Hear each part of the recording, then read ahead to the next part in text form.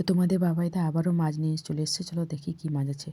প্রথমে দেখলাম এই যে ব্যাগ খুলতেই পড়লো দুটো বড় বড় ইলিশ। মাছগুলো আমি টিপে টিপে দেখছি যে শক্ত আছে কি না। তারপরে দেখলাম 1.5 কিলো সাইজের মতন কাতলা মাছ নিয়ে এসেছে, যেটা কেটে নিয়ে এসছে।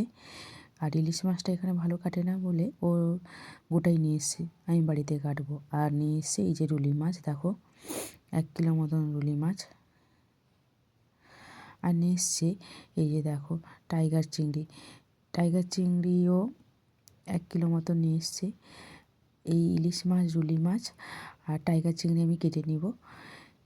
পোনা মাছ তো কাটাই আছে, তো চলো কেটে নিই আগে। এই যে দেখো সব মাছ কেটে ধুয়ে পরিষ্কার করে নিয়েছি।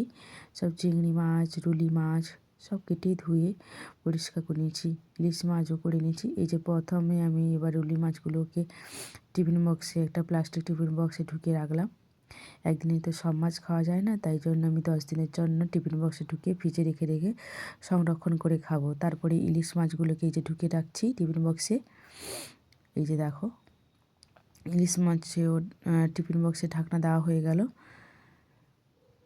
এরপরে এই পোনা মাছ, কাতলা মাছগুলোকে রাখবো। এবার টিফিন বক্সে করে কাতলা মাছগুলোকে, চাকাগুলোকে আগে রেখে দিচ্ছি।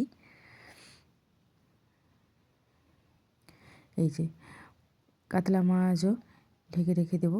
এইভাবে রাখলে না কোন মাছটা কোন টিফিন বক্সে কী মাছ আছে সেটা ভালো করে জানতে পারা যায়। আমি তো এইভাবে রাখি, তোমরা কেমন রাখো অবশ্যই জানিও। এই যে প্লাস্টিকের ঢাকনা বন্ধ করে দিলাম।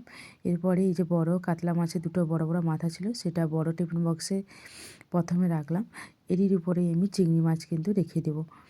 তো আমি তো এইভাবেই ফ্রিজে রেখে রেখে রেখে রেখে প্রত্যেক দিন একটু একটু করে খাই। তবুও আমি চেষ্টা করি 10 দিনের মধ্যে সব মাছ খেয়ে নেওয়ার। বেশি দিন আমি রাখি না, 10 দিন থেকে 7 থেকে 10 দিন, এর থেকে বেশি আর রাখি না আমি। তো তোমরা কারা কারা এইভাবে ফ্রিজে মাছ রেখে রেখে খাও অবশ্যই আমাকে কিন্তু কমেন্ট করে জানিও। এই যে কিছু চিংড়ি মাছ বাকি রাখলাম রান্না করবো বলে। আর এই যে টেবিল বক্সে ঢুকিয়ে সব মাছ কমপ্লিট, এবার ফ্রিজে রাখবো। চলো টাটা, দেখা হবে আবার পরে একটা ভিডিওতে।